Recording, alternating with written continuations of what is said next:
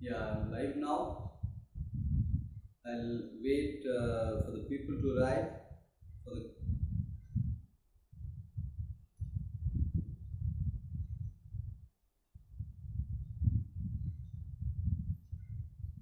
Let me intimate in the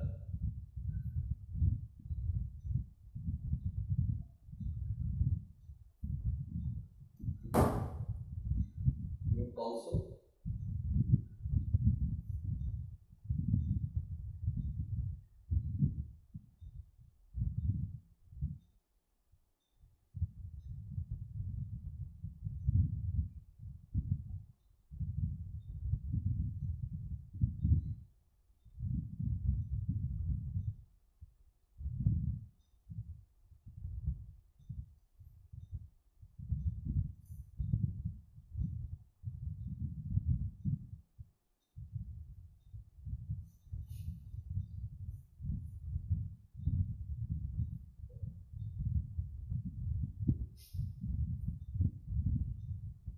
Since today is the first session, so people might be facing some kind of difficulties to join, but tomorrow onwards it will be smooth.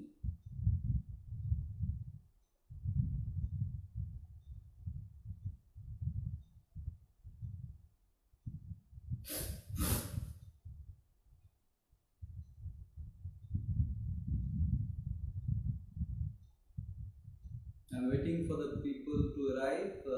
Those who are watching the recording, they can just fast forward 5-7 minutes so that they can see the actual session.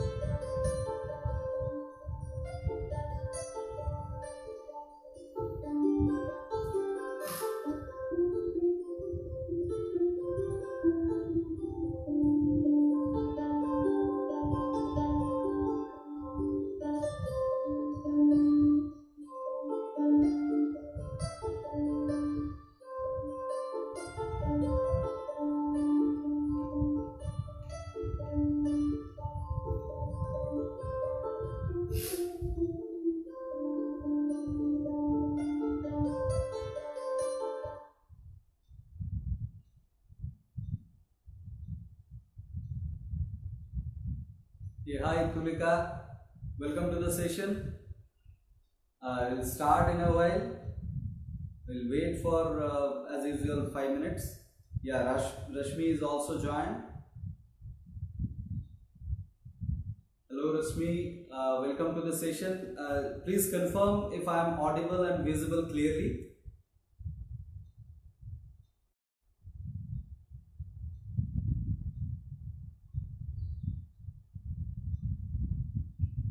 Yeah, can you hear me clearly? And how is the video quality? Any disturbances, let me know.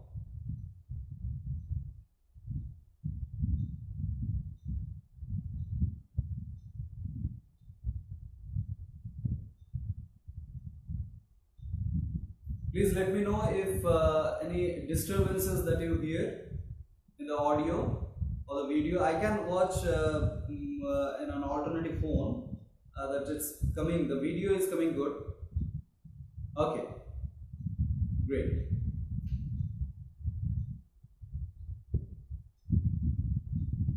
We shall wait for another. Okay, great. So now it's 6:06. So we shall wait for another 4 minutes for people to arrive. Otherwise, people can watch the recordings. So 6:10 will start the session.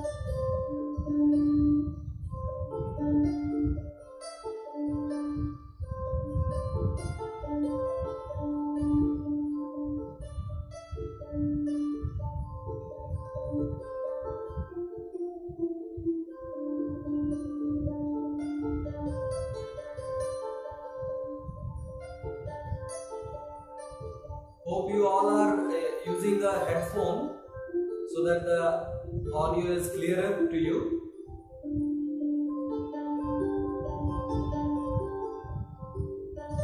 While using the headphone, please use it at the lower volume.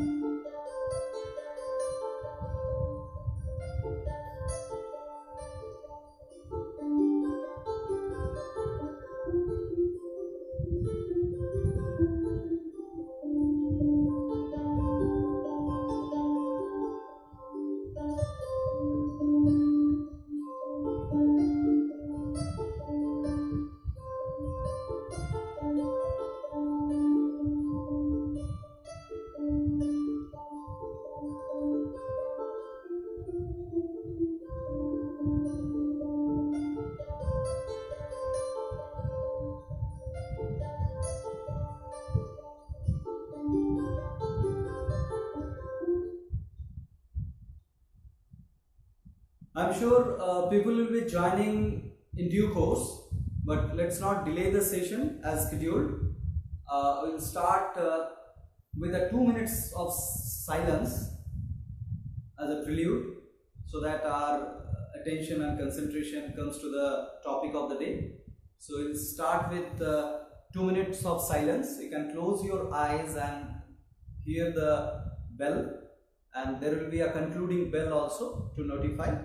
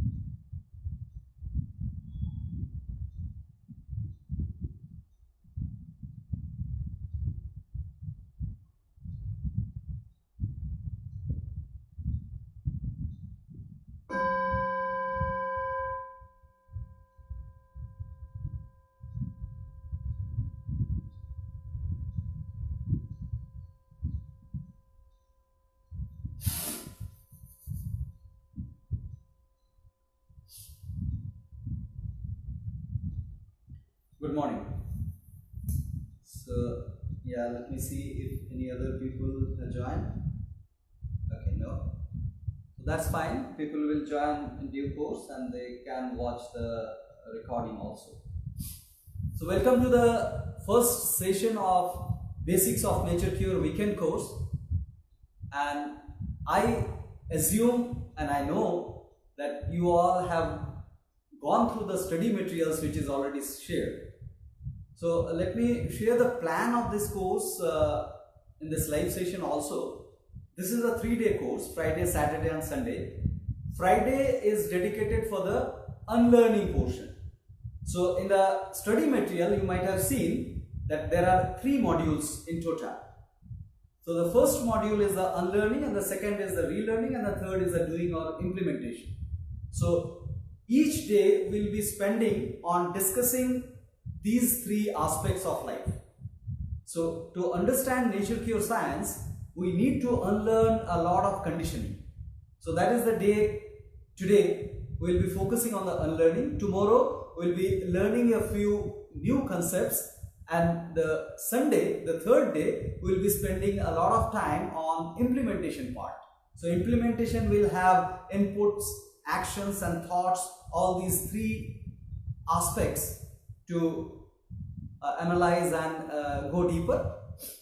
So just before starting the today's topic, I request all of you to follow a few norms in these 3 days, other than the live session also into your life.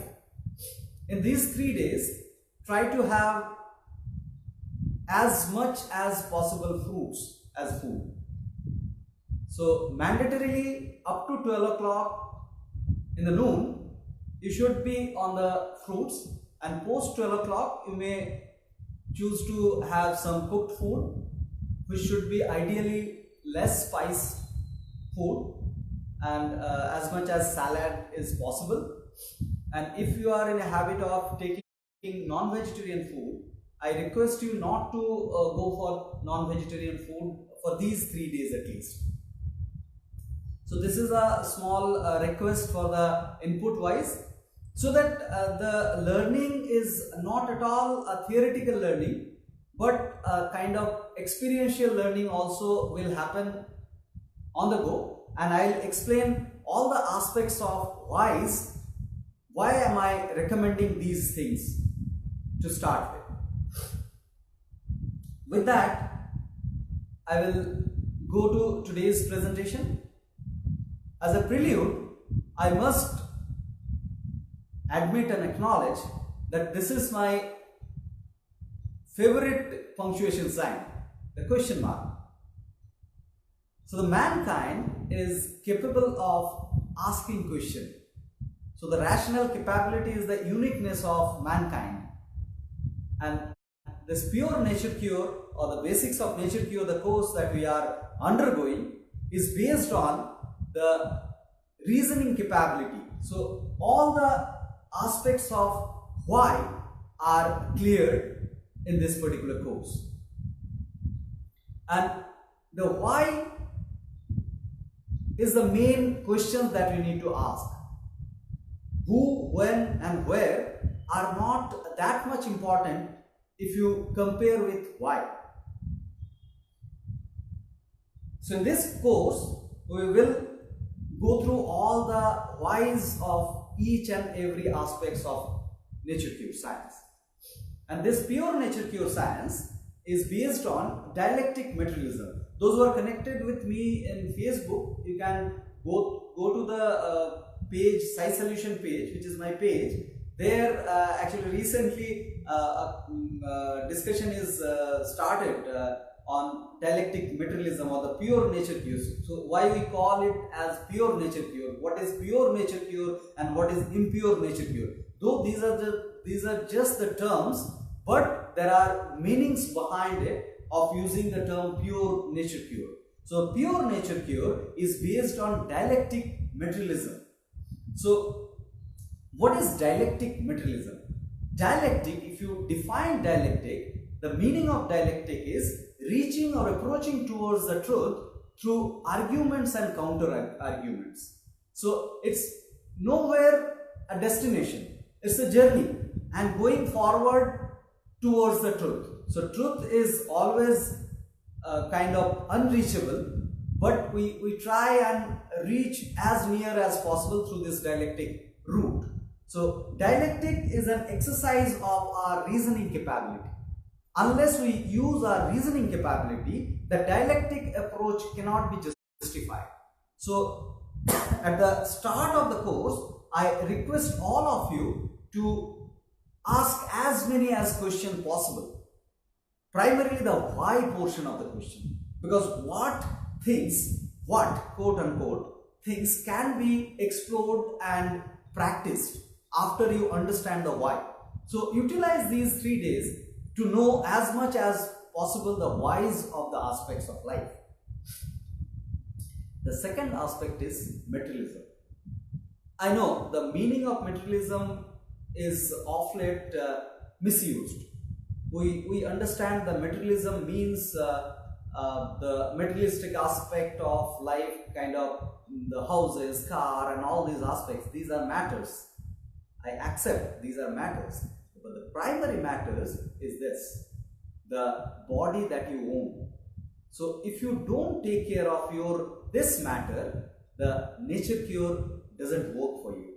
So the primary aspect of pure nature cure is concentrating of your physical well-being.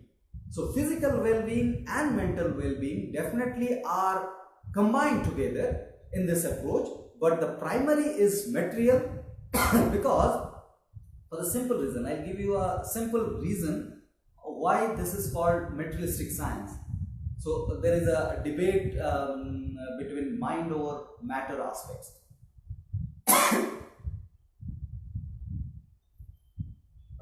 So which is the primary, mind or the matter? Now definitely there are opinions on mind is the primary and matter is not. Now I'll just give you 2 examples of 2 cases, A and B. One person is focusing on the mind only, neglecting the matter, that means the body, and other person doesn't bother about mind much but concentrating on improving the matter dialectic. Do you think that both the people will have similar level of health? Absolutely not. The person who does not take care of the body, the matter, only take care of the mind aspect, cannot have his optimum health. Rather, this person who is focusing only on the matter will also not have optimal health, because for optimal health, mind and matter, the body and mind both have to be in better condition, but the person B will have better health than person A for sure, because he has started with taking care of the body. So this is the simple reason why we consider the matter at the top of everything, and this is why this is called dialectic materialism. You can keep on posting your questions in the in the chat box, and I'll address this whenever possible. Now, while talking about the why, the first question that we'll address today is why disease occurs. So this is a perennial question. Since the development of the civilization, mankind is researching on the aspects of disease, why at all disease occurs. So if you go back around 400 BC, before Christ, Hippocrates introduced this concept to the world that disease is an impact of environment and lifestyle. So he did not consider the genetic aspect. Actually, the health is connected to the genetic, lifestyle and the environment. Genetic, environment and lifestyle in this order. But as I was saying, that 400 BC, Hippocrates introduced this concept to the world that disease is not a kind of curse inflicted by the god, before which this was considered, the disease used to be considered as a kind of curse or punishment inflicted by the god. So Hippocrates introduced this concept that no, disease is an impact of environment and the lifestyle, and that's how the complete journey towards health started. So we acknowledge in Pure Nature Cure, we acknowledge the contribution by Hippocrates a lot, though he is considered as father of medicine, and Pure Nature Cure doesn't believe in medicine. So we'll go deeper into that aspect. So yeah, Rashmi, I understand your question that why to eat fruits only in the morning. Not only in the morning, but primarily in the morning you should eat fruit. Other time also you can eat fruit, but we'll come to that why aspect. I'll cover this question slowly and gradually, but it's a good question because I have started with a recommendation. So since we are not in an in-person course, unlike the camps that we conduct, so that's why it is your control of your lifestyle, the food aspect. So I've just shared some recommendation as far as the food is concerned. So we'll come to the aspect of welcome Radhika. Radhika has joined.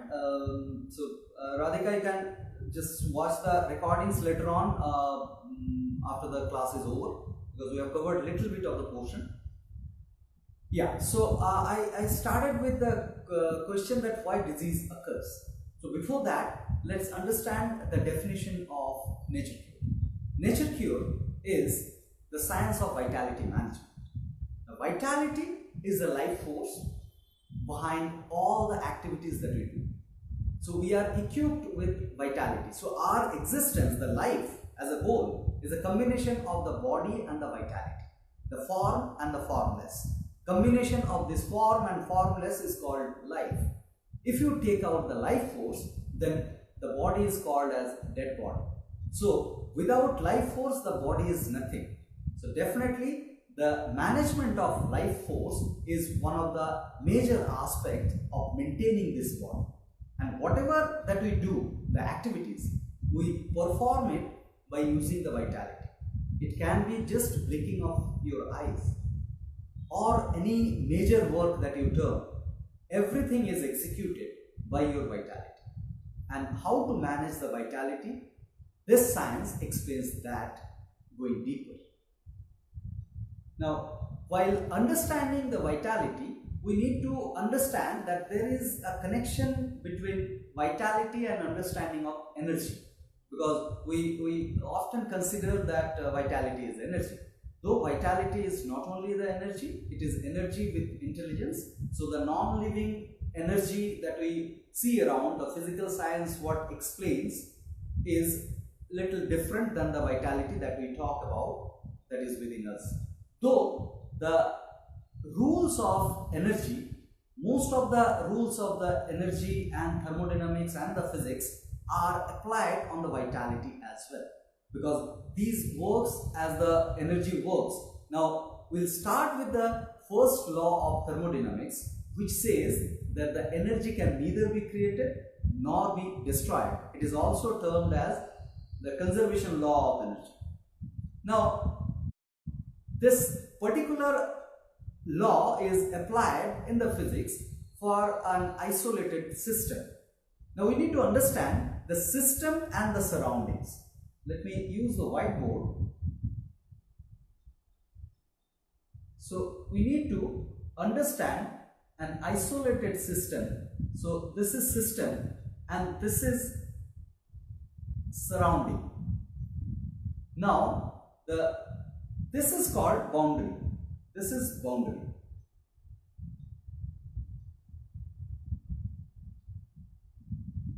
Now, as far as the first law of thermodynamics, it says in this particular system, the energy will be conserved. So it will not be destroyed or neither be created within the system. Now, this first law of thermodynamics absolutely is in line with the nature cure understanding of vitality. So the vitality, that is, so just consider this particular system as our body, this particular system, and the energy within is the vitality. So energy within will remain within till the time of death. So it starts with the birth and ends at the death, which is the destruction of the system. So this particular understanding of thermodynamics is very much important to understand nature cure at the core. So nature cure, the foundation of nature cure starts with this understanding that the vitality that is within the body can never be created or enhanced by external medium, nor be destroyed till the time of the death. So it has got an elasticity of expenditure and the conservation. So consumption and conservation goes hand in hand within the body, and if we can master the skill of managing this vitality or managing the vitality in a well conserved manner, then we achieve the level of health in a better way. Now, with this foundation, I'll introduce two basic principles of nature cure. One is the voice of the organism, and the second is the law of unity. The importance of these two principles are enormous to understand the concepts of nature cure. The voice of the organism. The voice of the organism is the primary aspect to understand the nature cure. Now we all are equipped with a lot of senses. We know these primary five senses, right? The eyes, the ear, the tongue, the nose, the skin. So these five primary senses are outward, and these gives us a lot of indications to lead our lives. So these are actually indicators to interact with the external world. But other than these five senses, there are a lot of n number of senses that we have within us. For example, the hunger. Hunger is sensed by us. So hunger is nowhere connected to these five senses. It is an internal sense. So this is also one of the important voice of the organism. Now, to understand the concept of voice of the organism, we need to understand the senses very well. So senses, as I repeat that these five senses are the peripheral senses, but it is not limited to the senses. The concept of senses is not limited to these five senses only. So now, this particular sense I am talking about, sense gives us good feeling and bad feeling both, right? So if we talk about the good feeling and the bad feeling, now you will have some sort of stimulus or stimuli behind these feelings. Am I correct? Now, if you talk about a good feeling has some indication. The indication says that the stimulus or stimuli of the good feeling is good if it is natural. Is good for us if it is natural. So the condition is the natural stimulus. So condition is natural stimulus or stimuli in plural. So if this condition is fulfilled, then the stimulus to be accepted in life. So this is a simple correlation between the good sense and the acceptance. Whatever the good sense that we have, if the stimulus is natural, then we can blindly accept it. That is the indicator of the nature. This is the dialectic understanding. Now coming to the bad senses. Now bad senses, now whatever gives you a bad sense, be it natural or artificial,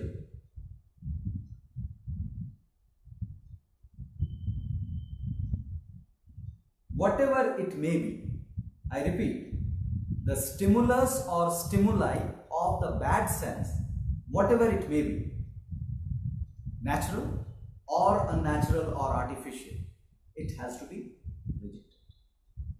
It has to be, I repeat, it has to be rejected.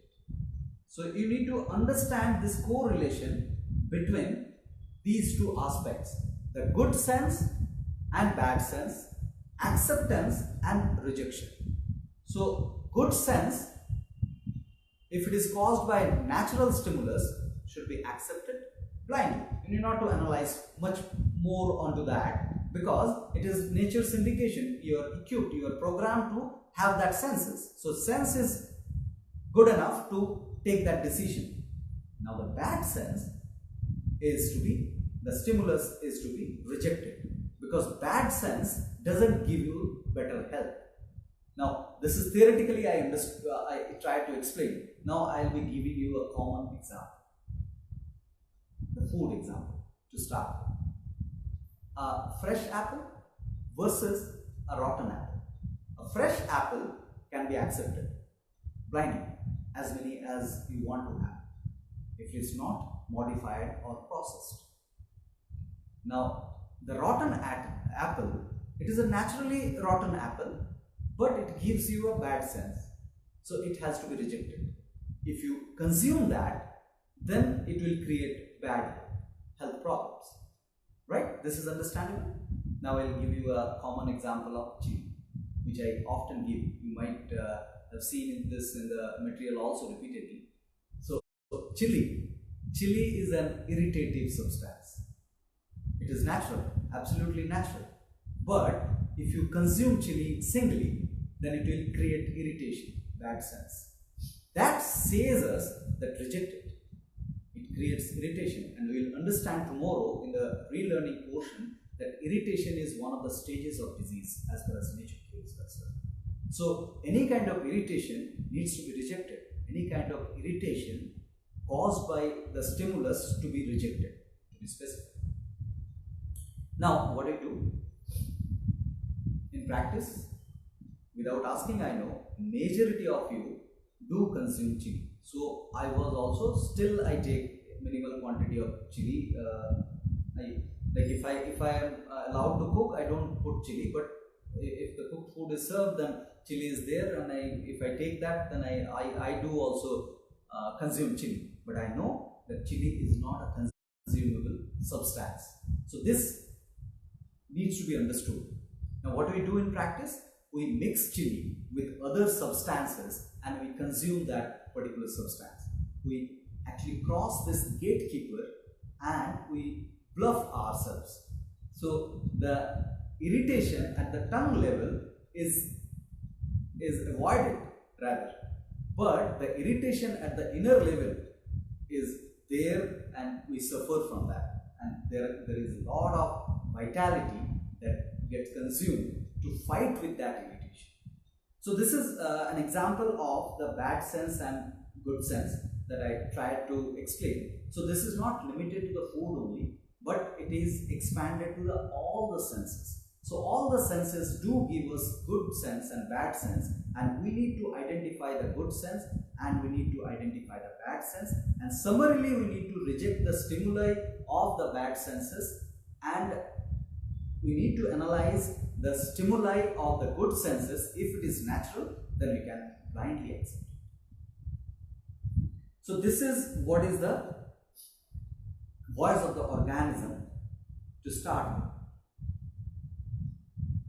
Now the next concept is law of unity. So I'll come back to the voice of the organism a little more in the next slide to explain. Now, yeah, there is green chili, it is good for you. Yeah, Rashmi, I understand this conventional understanding that green chili is good for you. So we'll go deeper into it. Why green chili is good for you? Why it is considered, and who will tell you that it is good for you? If you are conditioned with some kind of journal or kind of opinion, that's a different case.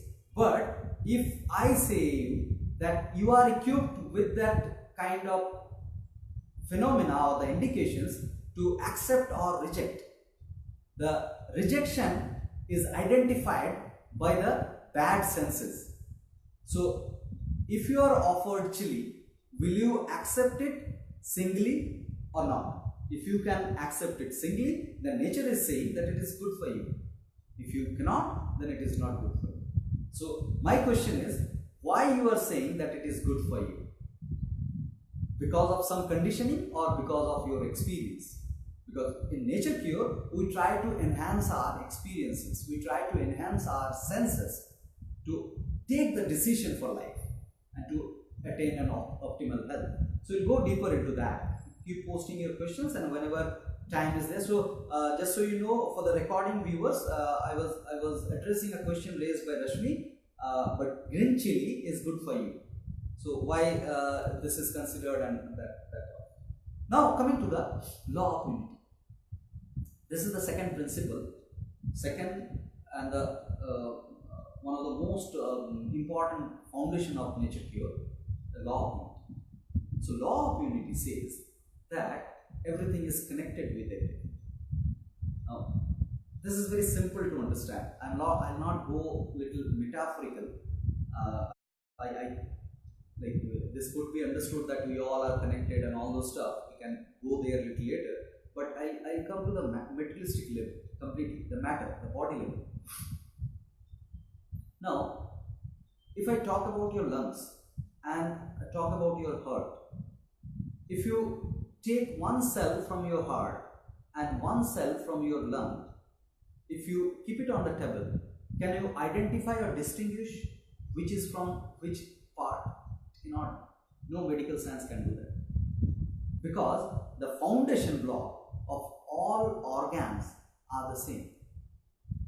Now, if the foundation blocks are same, and the next is these are connected through a common medium which we call blood.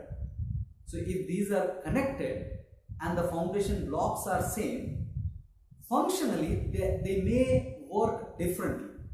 The lung work different than the pump or the heart. Now the functional difference is just incidental arrangement of the cells, but these cannot singly or isolated way define our health.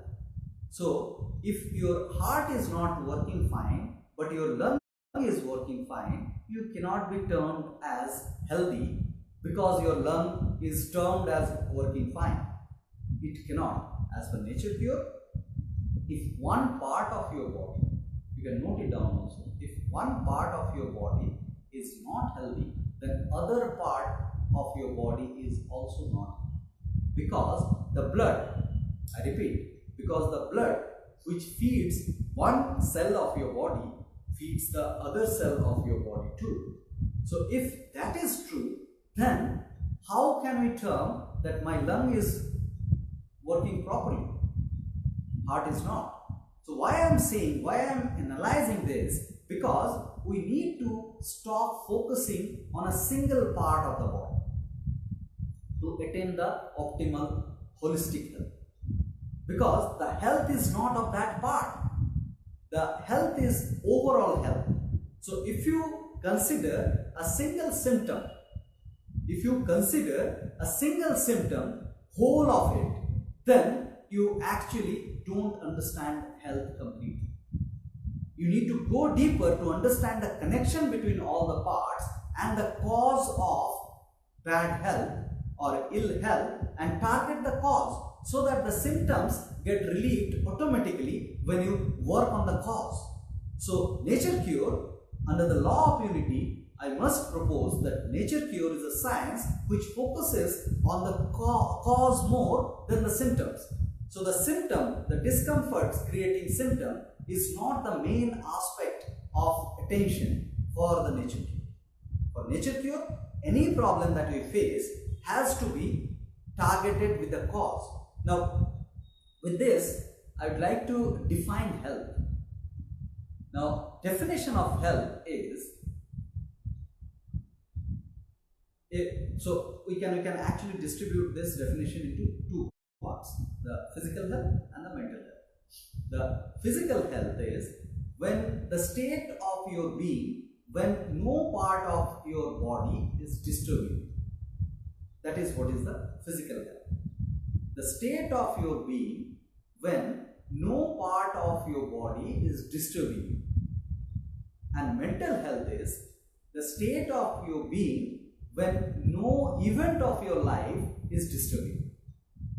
So if you combine these two, then you can define the holistic health, that the state of being when no parts of the body and the event of your life disturbs you. So that is what is the health. Now, this isolated events and isolated parts actually do not contribute towards the health.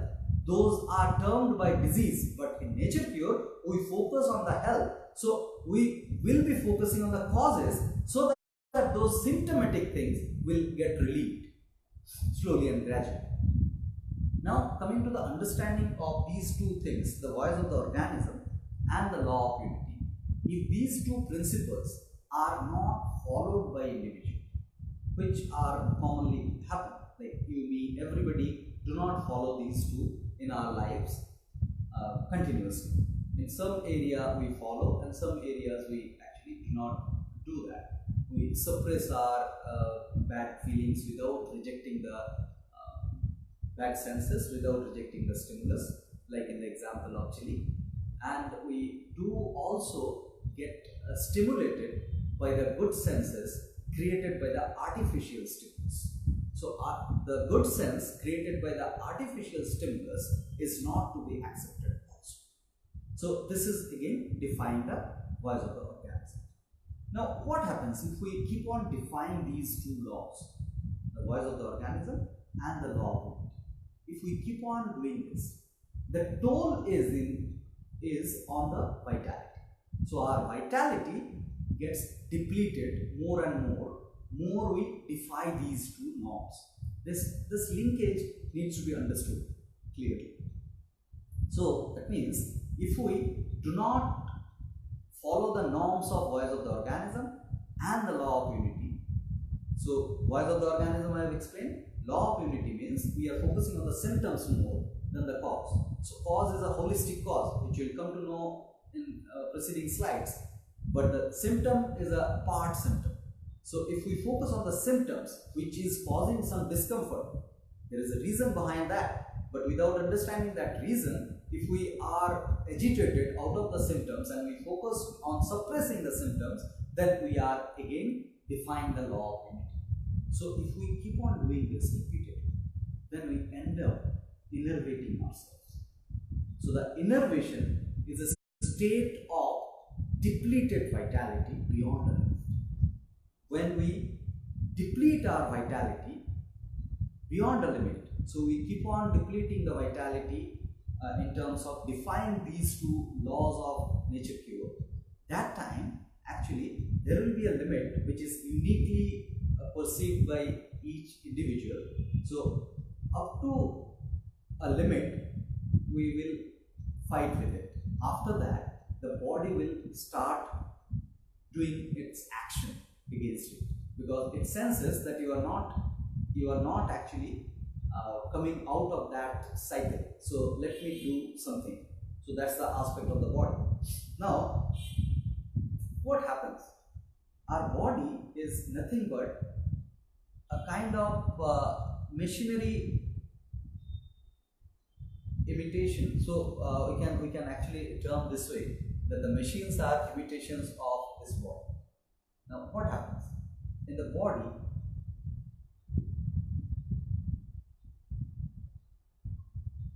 these things are there: input, processing, output. So these three steps are very important steps, right? Now these three steps are performed by the body, and body is our best friend. It tries to give us the best experience at any instance of time. Now if that is true, then body will try to manage the initial phases, the number 1 and number 2, up to a perfection. What it does, the last phase of the action, when it doesn't have any vitality left. So I'll just give you an example of money, because it can be correlated. Suppose in your wallet you have 50,000 bucks and you went to a market for shopping, and you carried a list of items. So I repeat, in your wallet you have 50,000 rupees and a list of items to purchase. You went for a shopping. Now while shopping, you found some attractive things at the beginning of your shopping and you spent 45,000 on that. Now you are left with just 5,000 rupees. With this 5,000 rupees, you can never complete your list. Am I correct? Now if that happens, then you need to curtail some items from your list. Then you need to start managing it and curtailing on the priority basis. So the same thing happens in this case also. When body senses the lack of vitality because of the defying of the voice of the organism and the law of unity repeatedly, and you suffer from innervation, that time body actually try to curtail this last phase of the action. So this last phase, which is the output. So input, processing, output. These three overall work that we carry on. So input, processing are taken care initially, because input is a conscious thing which you consciously do, and processing is a beyond conscious aspect which is happening by the vitality. So that way vitality tries to manage the processing and it blocks the output. So output means what? Now output means, output are 4 types of output primarily. Primarily 4 types. There are many also. So let me. So first is stool. Second is urine. Third is sweat. Fourth is exhaling air.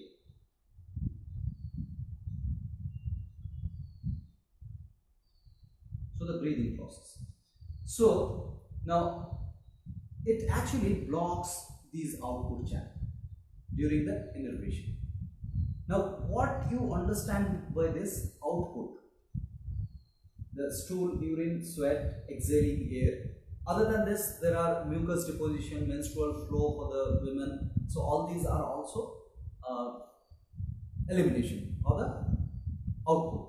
So as a whole, if I term it as output, then what is the purpose of having an output in the system? The purpose of having an output in the system is to throw the toxin.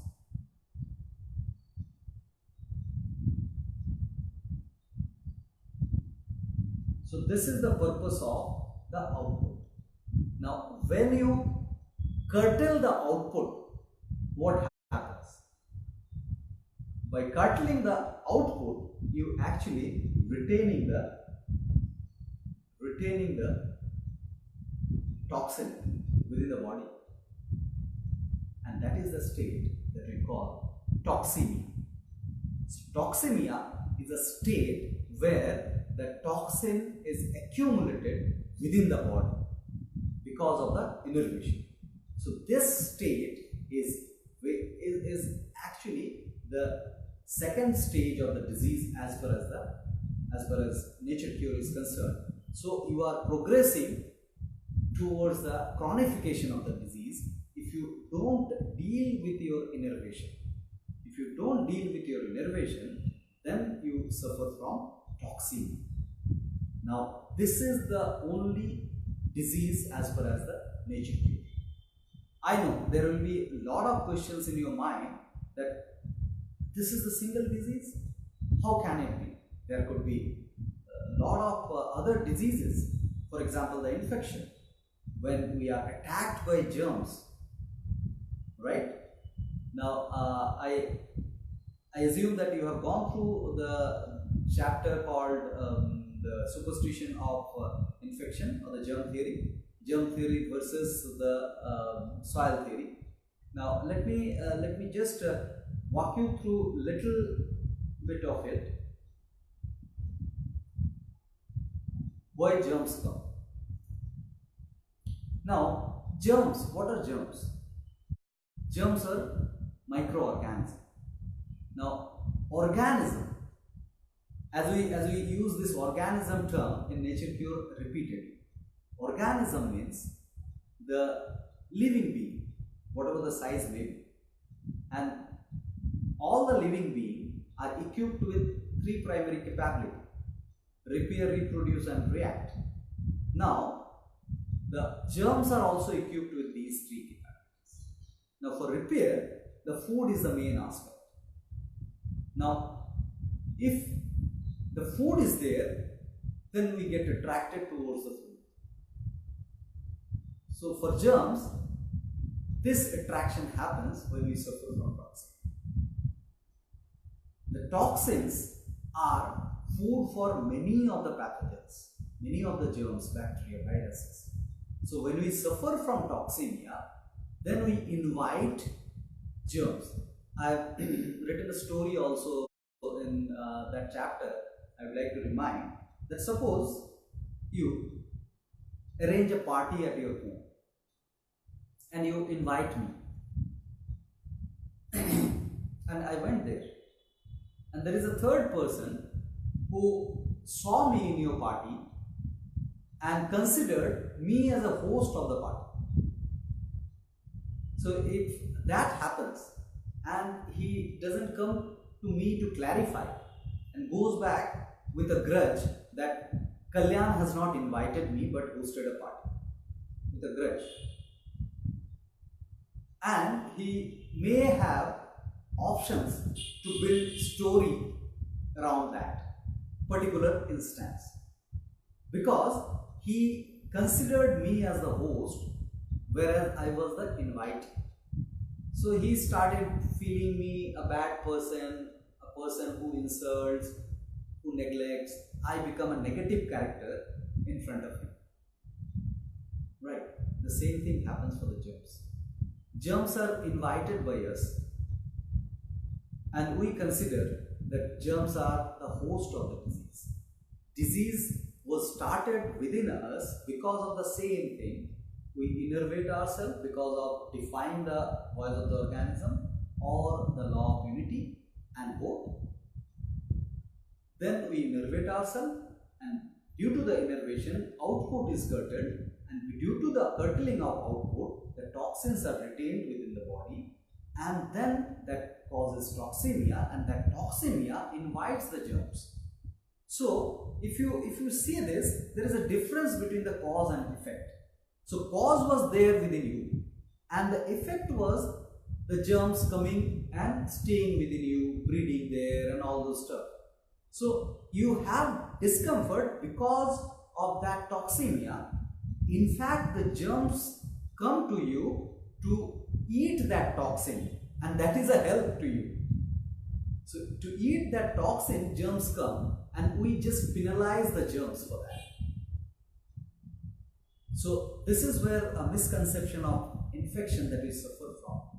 There are a lot of reasons we can go on enlisting, but this primary understanding cannot be denied. And there are rationales that I have actually shared in the note also. If you have questions on that, I welcome. I have not received any questions so far since yesterday after we announced the course. So this is fine. You can actually go just give me some time. I'll just check. Vidyut has sent some message.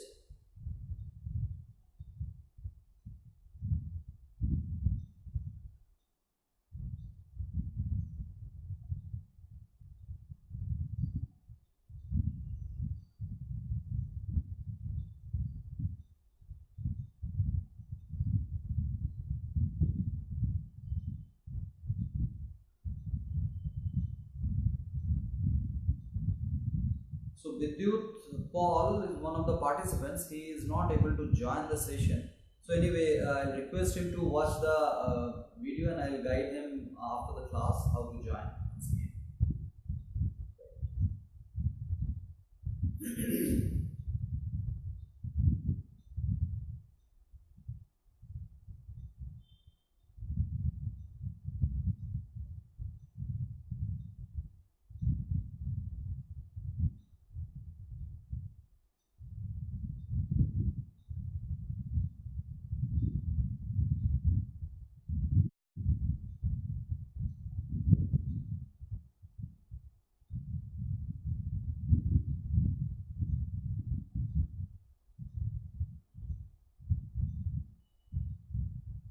Right. So I was covering on this aspect that why germs come.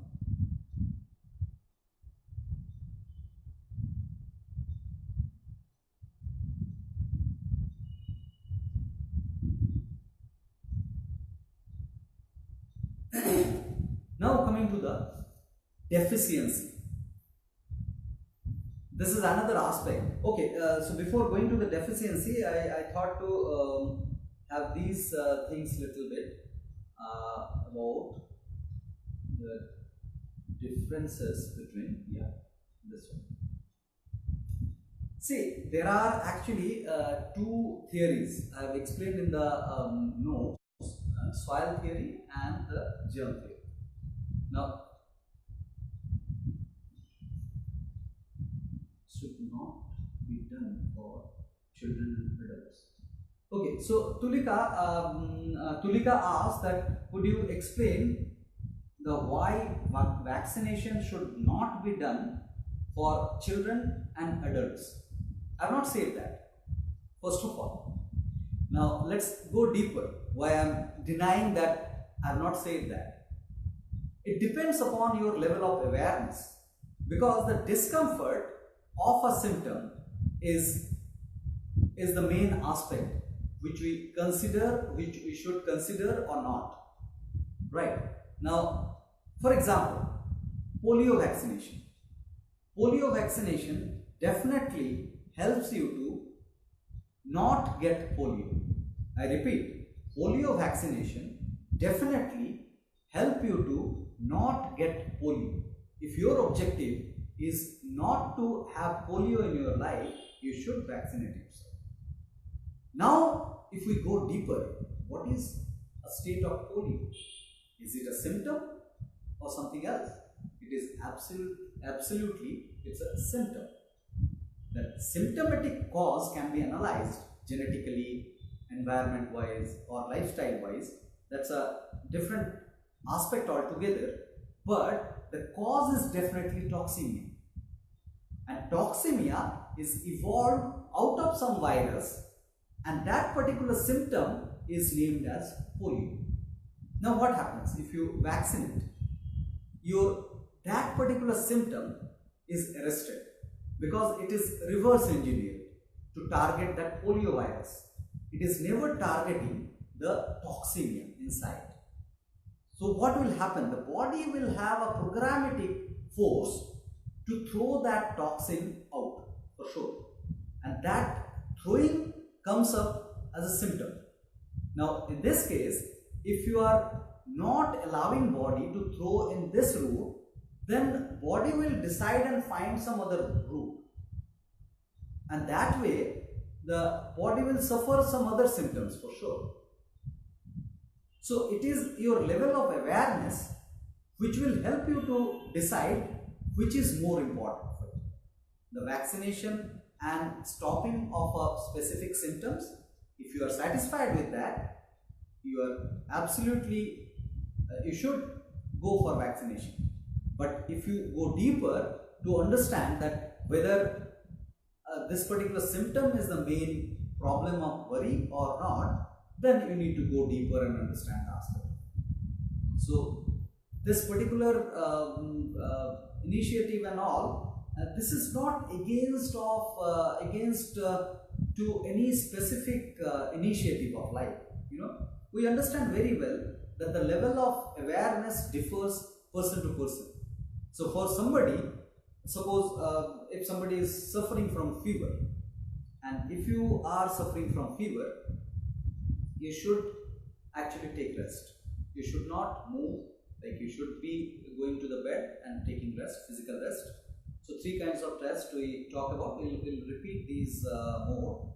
And physical rest, physiological rest, and psychological rest. So physiological rest means taking rest to your intestine, so not taking food at all, fasting. And psychological means not thinking much, so that the burden on the vitality as far as your thoughts are concerned is also reduced. So these 3 kinds of rest is recommended. Now, being a nature cure philosopher, I tell you, in my last camp, just before the start of the camp, I had a fever. Okay, so the date was, I think, 2nd onwards the course was there, 2nd of September. So on 31st of August, I was having fever. So I fasted that day, but on 1st of September, I did not fast, and I had to work for next day's session also. So I started working. I did not take rest. So, and my fever was suppressed. So this is against nature cure, and I am a nature cure philosopher. So according to the situation, people take decisions. We cannot blame them blindly with our perspective that they're wrong or right. So, for an example, one person is having a flight to catch and suffering from fever. He is taking a medicine to suppress that. There are better routes of suppression also other than medicines, but if under some influence, if he is taking medicine, so that is the truth at that point for that person. It is a decision of his awareness at that point in time. We cannot go blind and term that as wrong or right, because we are not in that situation. That situation means there are a lot of conditioning, there are a lot of background analysis, and everything is there.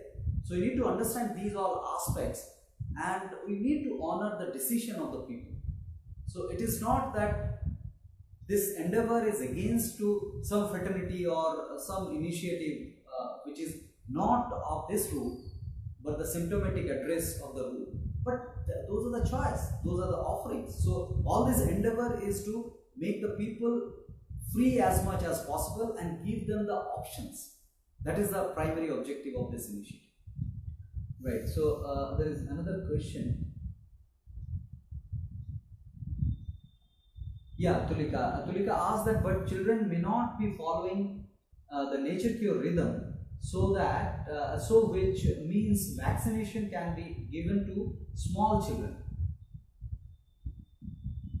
So I have not said that, because the children till the time of the intellect appearance need to be taken care by the immediate guardian, the parents primary. So it is their decision, absolute decision, and small children not following nature cure is something else. It's not where both the connection, both the decisions are not correlated. The vaccination is a different aspect, and following nature cure principle is a different aspect. So even if the individual is not following nature cure, then also the symptoms will act initiated by the toxemia the same way. If you are working in the lifestyle of nature cure, if you are not, in both the cases the toxemia will work the same way. It will evolve as a symptom, and that symptoms, if it is suppressed, then it will come up in other form of symptoms. So that thing holds true. The next question is, and there are so many vaccination at different stages of growth of child, so is it okay to be given? I feel body is capable of generating any counter mechanism for any problems arising in the body. Is it okay to believe? Absolutely, absolutely. This is a good point, you know.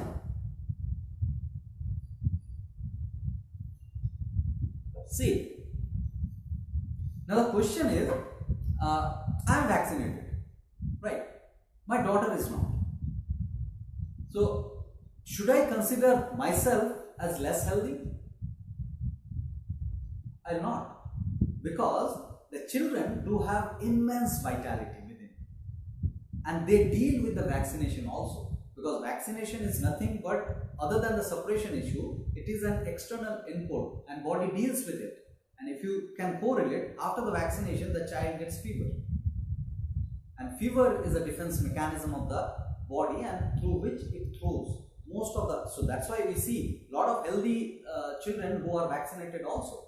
It is not always that vaccinated children will have lesser health.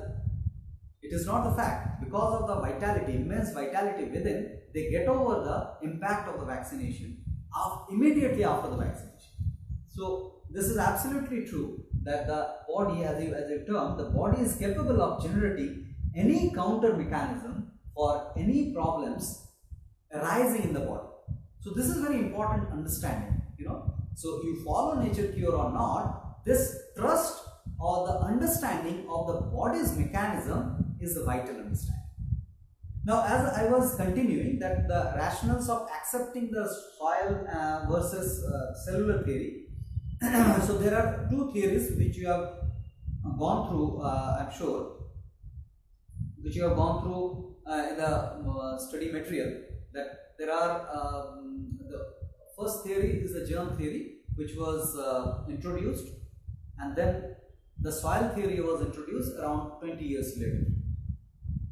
So soil theory explains that the pathogens are the effect of the toxemia of the body, and germ theory says that the pathogens are causes of the disease. So the cause and effect analysis was done in that. So the first theory, the germ theory, explains that the germs are the causes, and the second theory, the soil or cellular theory, says that these are the effect. Now, why nature cure accepts the soil theory? First, the year of introduction. It is actually 20 years or 2 decades of difference of there.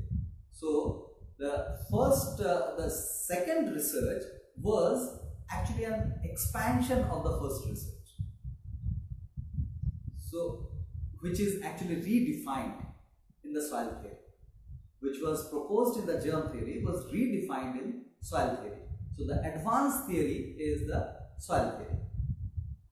And then the understanding of the cause and effect is very much understandable dialectically. That if the cause remains, then because of the invitation the effect happens, which I have already explained. Then this is another aspect, you know, based on the germ theory actually explained a static or a constant aspect of pathogens, which never happens, because evolution is a part of the universe. So the infinite, okay, so that was the second next point, the constant point. Pathogens are not constant, which is the understanding of the germ theory. Based on that, the theory was developed, and all these infections and all those things are, the shield against the pathogens are going on. And the third point is the infinite number of pathogens, which means the pathogens in this universe are infinite. Now the shields or the defense against the pathogens have been introduced for few hundreds. So if I say mathematically infinity minus 100 is infinity, am I wrong? Absolutely not. So by creating shields against the pathogens will never allow us to be settled. It is ongoing because we can never reach the shields against the infinite number of pathogens. And this shielding aspect is giving us a superstition of enemy. And we suffer, as a mankind, we suffer this understanding of enemy in a deeper aspect. So we'll cover this understanding of enemy in further going deeper in the last day of this course.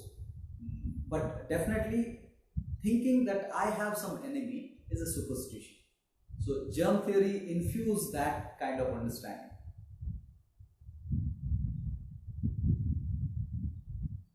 Now coming to the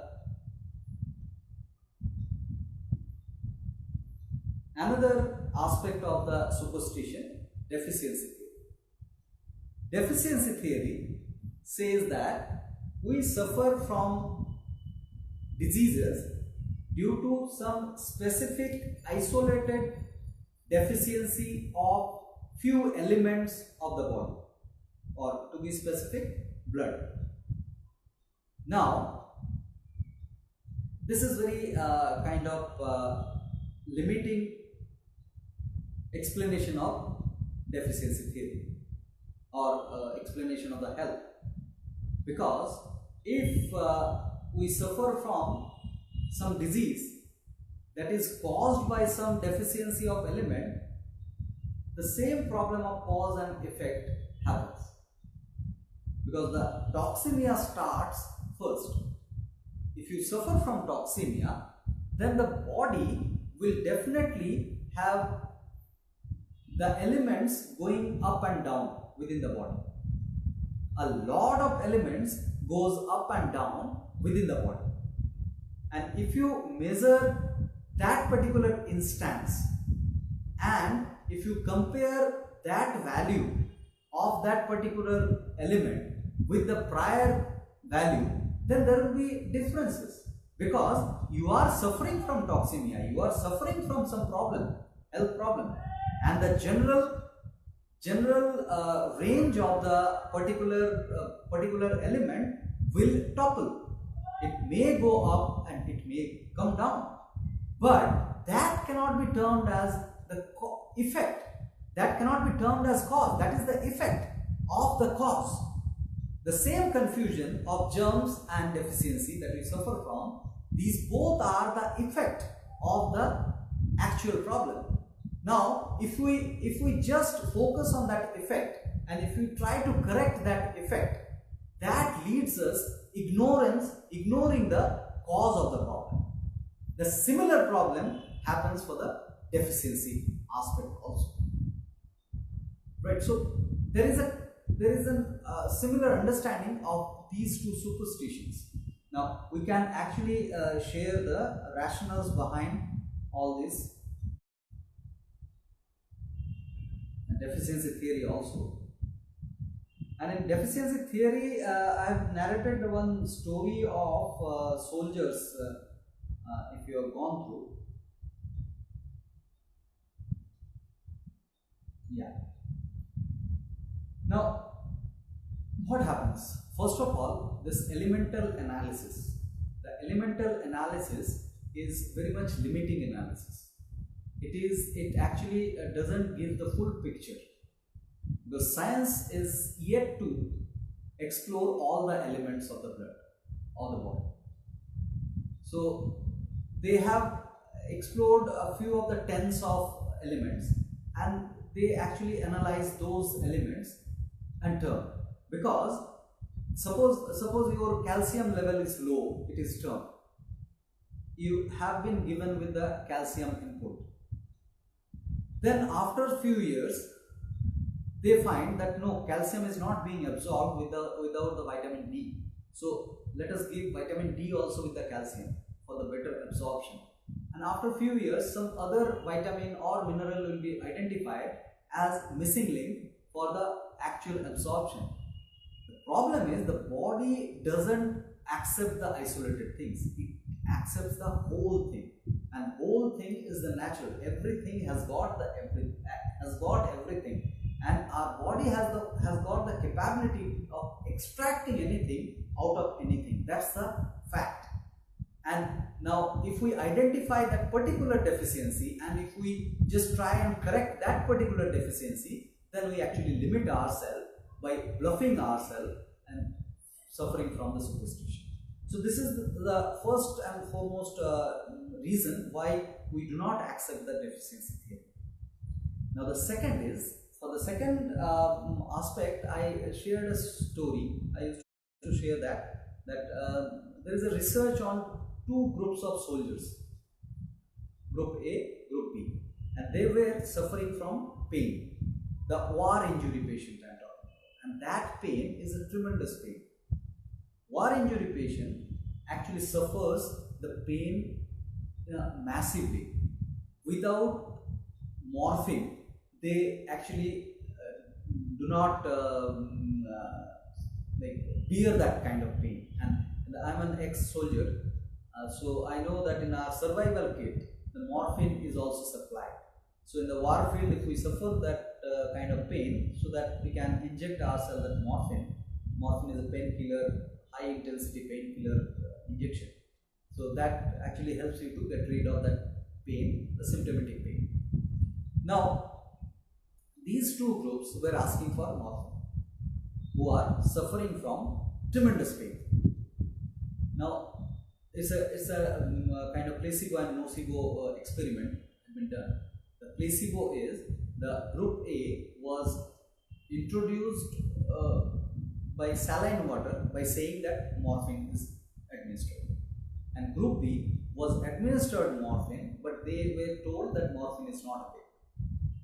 Now what happens? We know these stories. What happens? The placebo group, the group A, will actually get rid of the pain, and group B will not get rid of the pain. Now this is a known story that placebo and nocebo exist. The placebo, by administering any kind of no medicine, the medicinal impact is seen in the patients, and in nocebo, even if the medicine is administered, then also body actually overcomes that impact because the mind doesn't know it.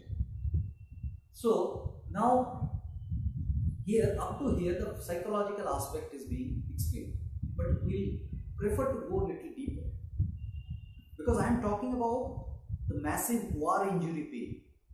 It cannot be swayed imagining. So you cannot imagine and that kind of pain will go off. There will be some kind of chemical impact within the body to get rid of that pain. So if we analyze the cases going deeper, then we find the brain has evolved some kind of chemicals, morphine-like chemical, to get rid of that particular pain for the group A. And for the group B, the brain has prepared some kind of antidotes to the morphine and couldn't get rid of the pain. Now, these two cases are to be understood going deeper. So, it is a chemical effect that we are talking about. It is not imaginary effect that I am imagining and my pain gets vanished. It's a chemical impact within the body which helps body to get rid of the pain and which actually defies the medicinal impact within the body.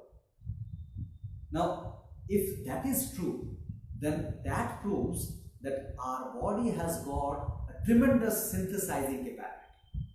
And that synthesizing capability proves that we can extract anything out of anything.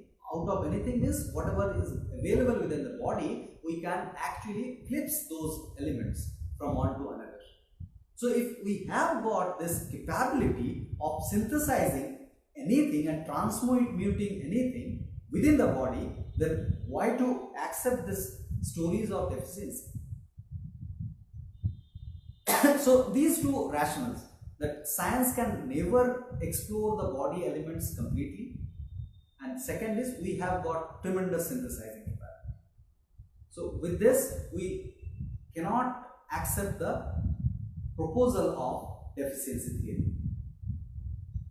So welcome Vidyut, you finally joined, it seems. Yeah. you can watch the recording and post your queries in the WhatsApp group or in the Facebook page or in the query form, anywhere, right? So we are actually revising the unlearning portion. We have done almost.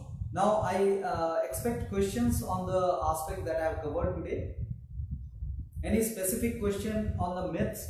Because if you see, there are topics on myths and superstitions of infection and the deficiency. So if you have any questions further on these, then I can take up. You can type in the questions. Otherwise, we'll resume the session tomorrow with a lot of questions I am expecting today. So we'll have some extended session tomorrow in that case. So I'll wait for you to share more and more questions.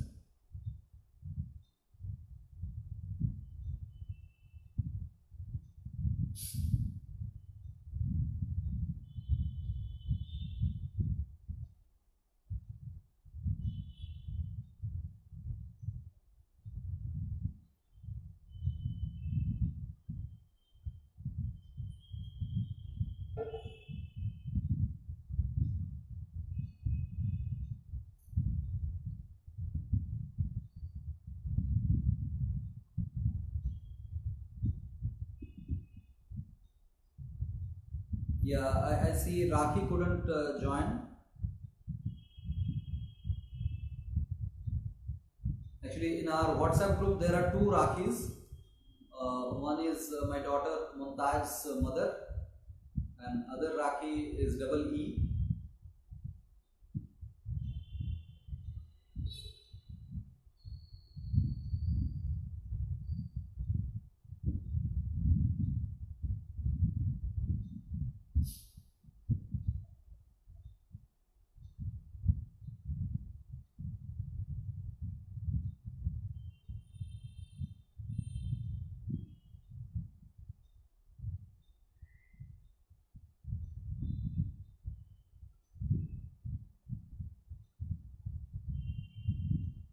So if you don't have any question, I'll wait for another 2 minutes, then we'll conclude with the silence. Yeah, Rashmi posted a question that, so if we have a pain, then what do you do? Right, so we need to understand the pain. Pain, if you go deeper, then pain is a problem in the circulation, right? Circulatory problem is the pain, and circulatory problem happens due to some blockage in the path, and the blockage happens because of the toxin. So the cause is definitely toxemia. Now when the pain is happening, try and understand this.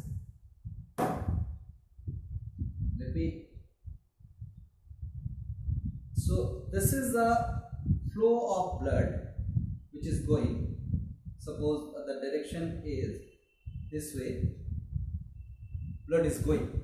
Now here you have some blockage, so the blood is not able to flow here. If the blood is not able to flow here, then what it does? The blood pushes this particular toxin, which is restricting the flow, and you get a kind of pain in this region of the body because of that pressure given by the blood on this toxin. Right, now this, who pushes this? This pressure is nothing but the vitality.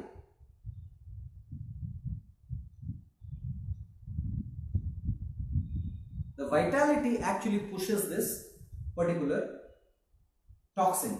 Now this toxin gets removed with the excess vitality when it pushes. So the conservation of the vitality will enhance this pressure, and that will remove this toxin from this path, and the pain at this area can go off. So we'll cover the therapeutic aspect of hydrotherapy and all this on Sunday. But just now, for now, you understand that the pain is some restriction in the circulation, and the pressure is the pain is the indication of the pressure, and it is actually indicating that your vitality is working at that region. So you need not to worry a lot other than that discomfort. Now discomfort is one thing that can go finally if the cause is removed. So getting rid of the pain immediately, if the objective is there, that objective cannot be addressed through the nature cure way other than some kind of hydrotherapy and all this elemental management, which should not suppress the initiative of the vitality. So we'll go deeper onto the therapeutic aspect of non-suppressing management of the pain, which is very important, and that's a different special topic that I'll cover. So just so you know that this is a sign of vitality, the pain is a sign of vitality. That means your body is working on that end. So body can synthesize anything from anything, placebo theory. How? Yeah. So yeah, Vidyut, if you watch the recording, I have narrated a story of two groups of soldiers. They show this placebo. So without knowing that story also, you just need to understand that without knowing the story also, the meaning of the placebo is when something is applied as medicine, but that is not medicine, but that acts as medicine. So now acting as a chemical, so that means placebo says that the body is capable to act as some chemical which is not introduced externally. So that means who create that particular chemical? We. From within, that particular chemical is created. So we have that capability of synthesizing and transmuting the substance that we have within the body, and that creates that kind of amazing evolve of the particular substance that we need at that point in time. Right. Now, yeah, there is another question. Same cause for joint pain? Yeah. So in the joint pain also, the pain is due to some obstruction in the circulation. This is the thumb rule. Now we need to analyze case to case basis that what that particular obstruction is, and in most of the cases this obstruction is nothing but toxin, the toxin, right? Yes. Any other question?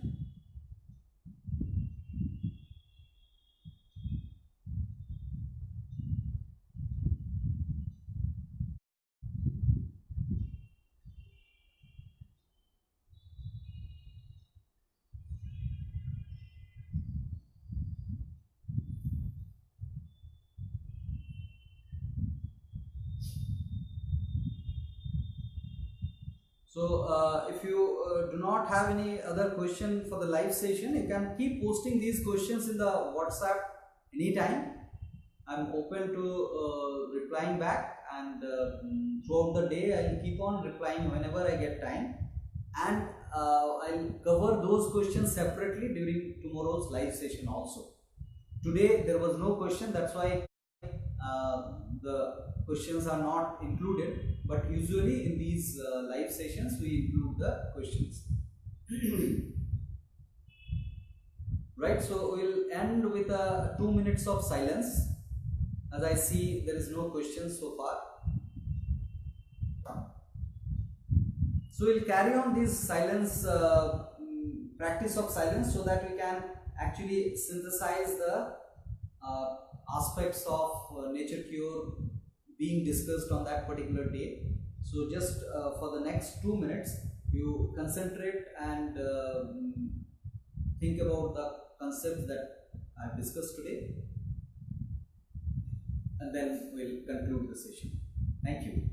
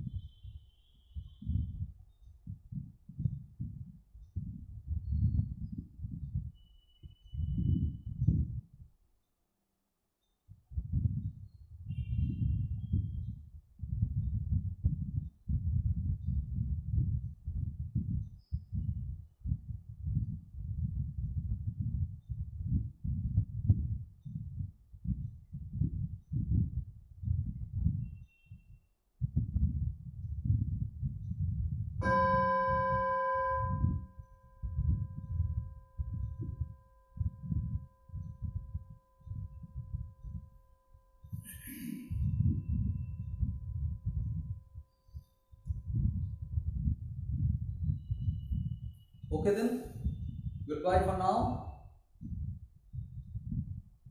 I see few questions, but we'll take it up for the next session and in the WhatsApp. Thank you.